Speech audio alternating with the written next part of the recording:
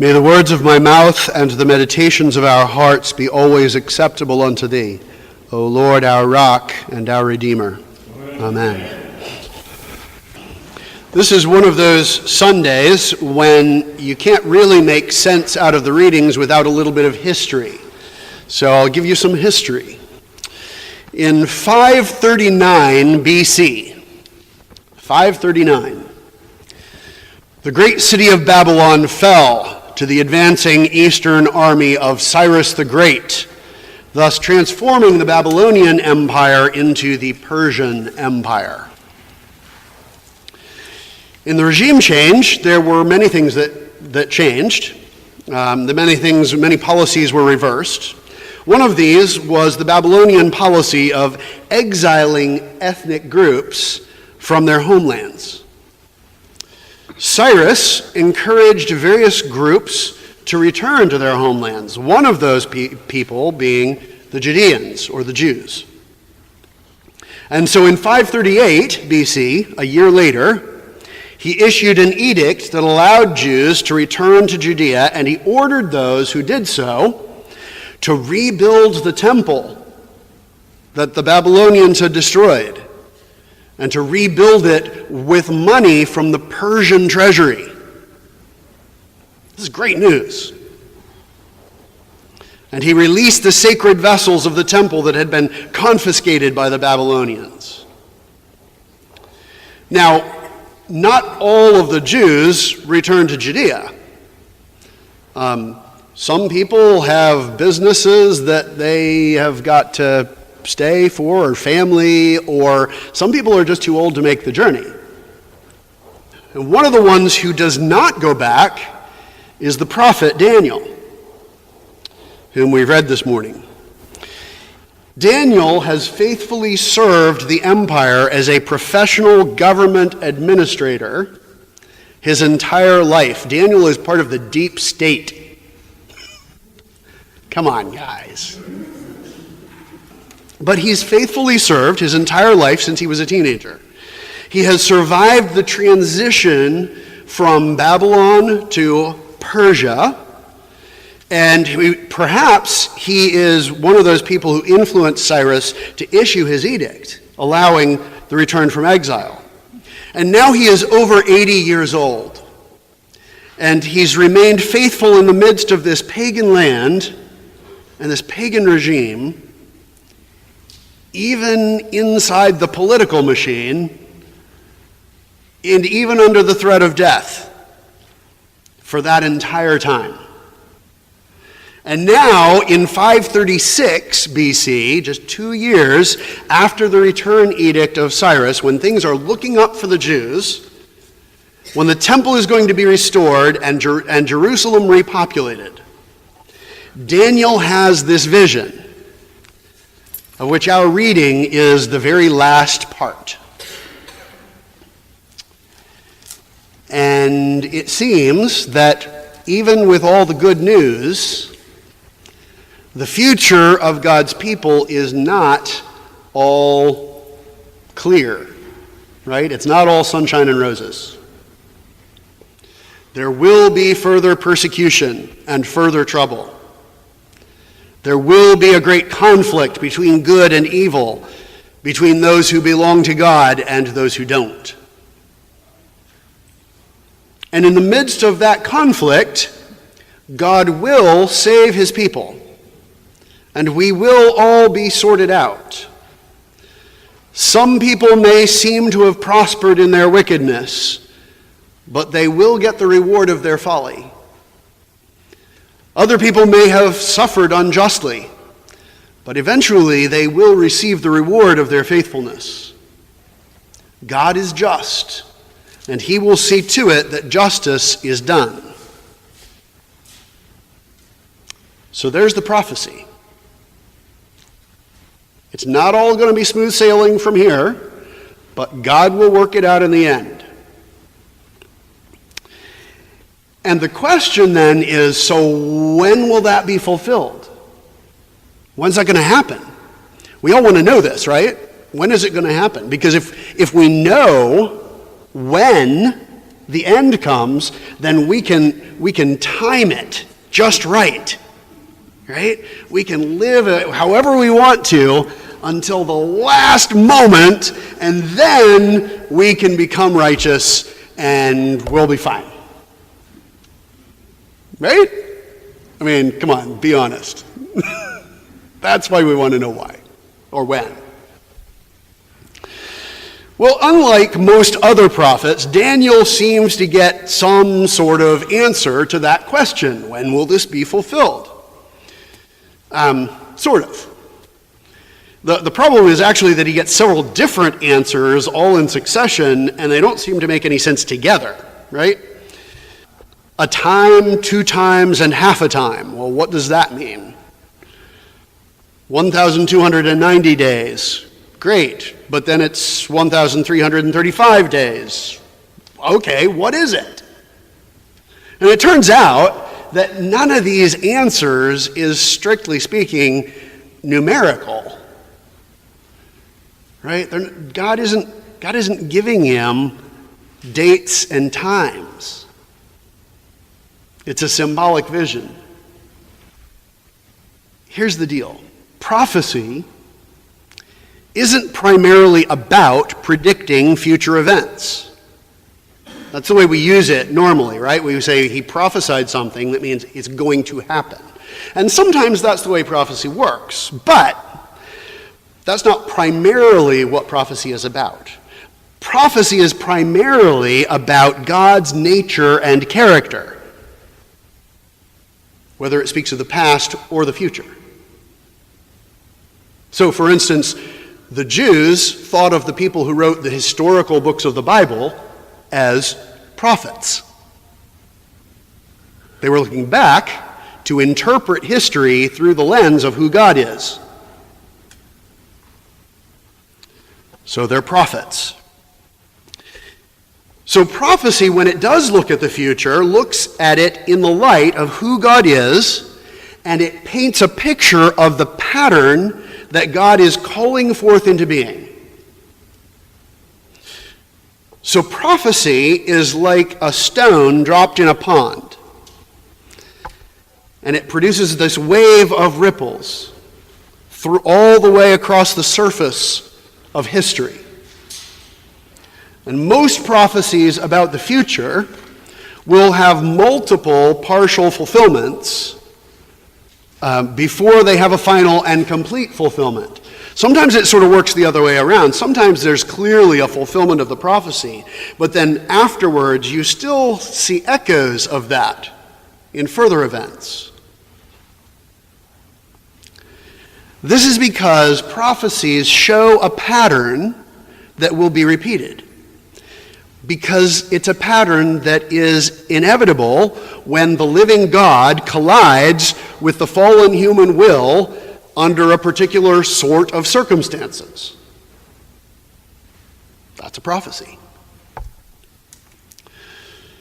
So a little more history. If we jump forward about 360 years to 167 BC. Now this is long after the return from exile, right? 360 years later, the Greek king of Syria, Antiochus Epiphanes, sacked the temple that the returned exiles had actually built. We've talked about Antiochus IV, Antiochus Epiphanes. Say that 10 times fast. But we've talked about him before. But he set up an altar to Zeus in the holy place. And he sacrificed swine to Zeus in the holy place of the temple, thereby defiling the entire temple. And the people who reported this event in the book of Maccabees called that a desolating sacrilege, or an abomination that makes desolate. See, they were looking back to the book of Daniel, right? And so they thought, look, this must be it. If there was ever a desolating sacrilege, this is it, right? And The worship of the Lord is about to be stamped out. Antiochus had made it illegal to obey the law. Babies that were circumcised were put to death with their entire families. And so was anyone who was found in possession of Hebrew Scripture. And then he sacrifices swine to Zeus in the holy place. This is the desolating sacrilege. And probably they're right.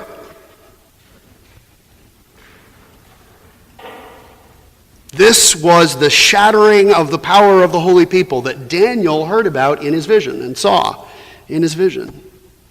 This is the great time of trouble from which Michael would deliver the faithful people of God.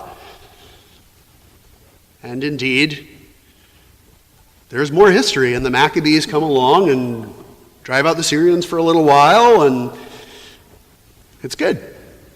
God takes care of his people through all of this. But then,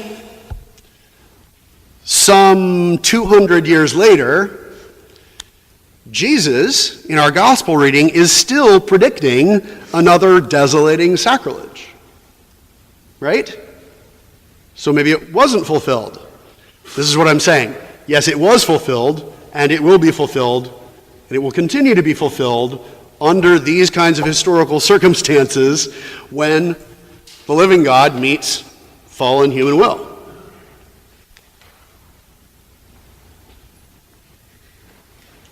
So Jesus predicts another desolating sacrilege. And in 70 AD, the son of the Roman emperor, Titus, who would later become the emperor himself, once again flattens Jerusalem and desecrates the temple and behaves in some of the same ways that the Greek Antiochus had before him. All of these are fulfillments of the prophecy. The destruction under Titus is probably the major event that Jesus was pointing to. There is a story that all of the Christians got out of Jerusalem before Titus flattened it, because they had received word from the Lord.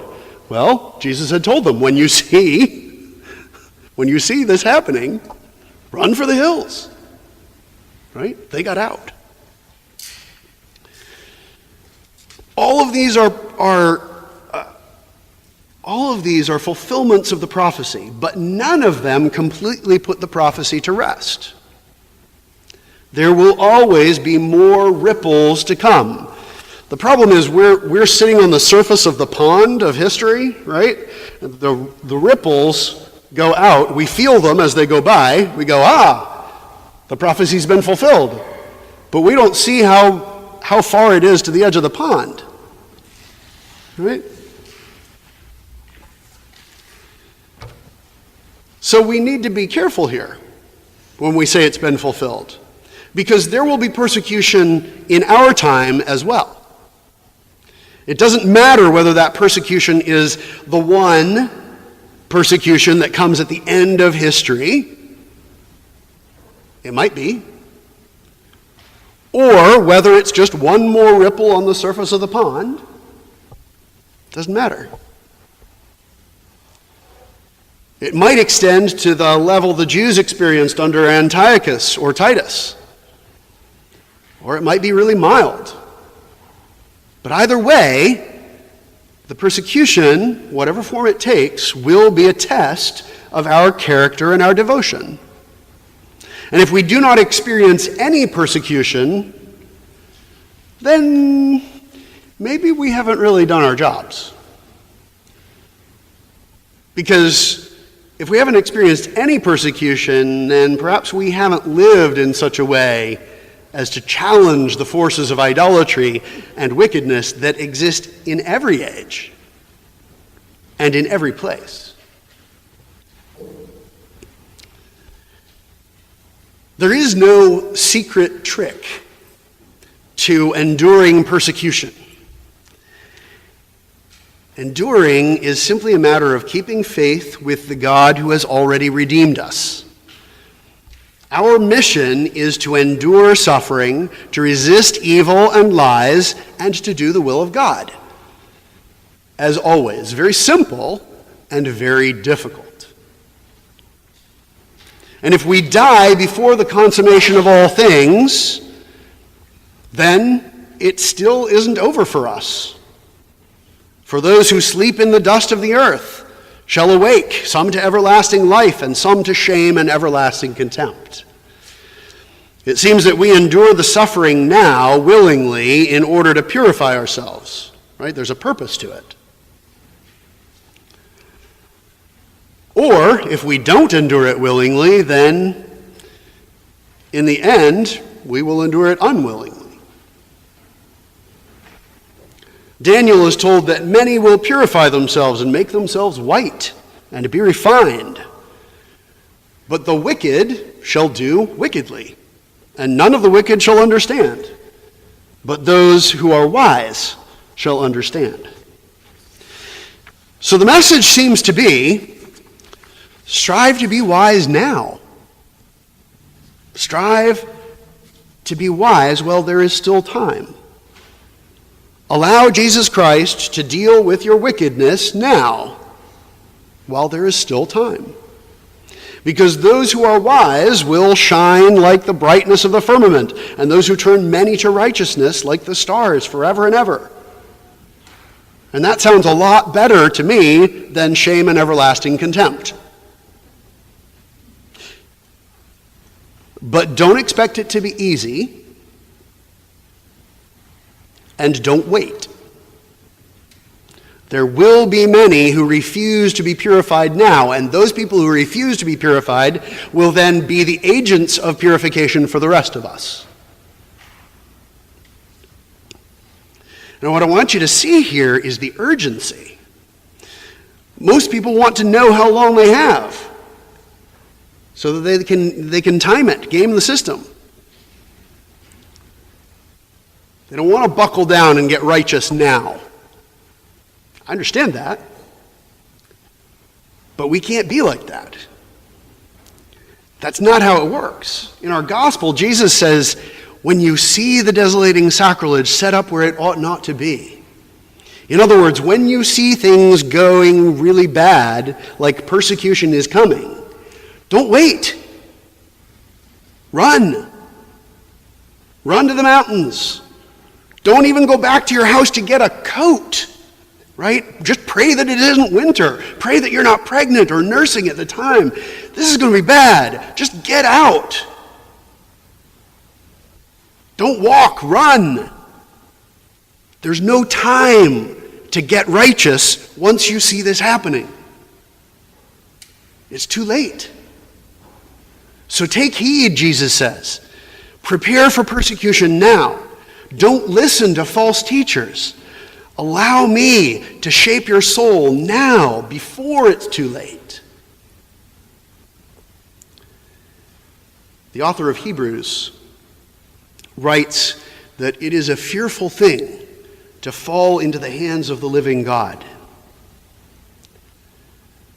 But it will be better for us if we endure that fearful thing while there is time for it to change us.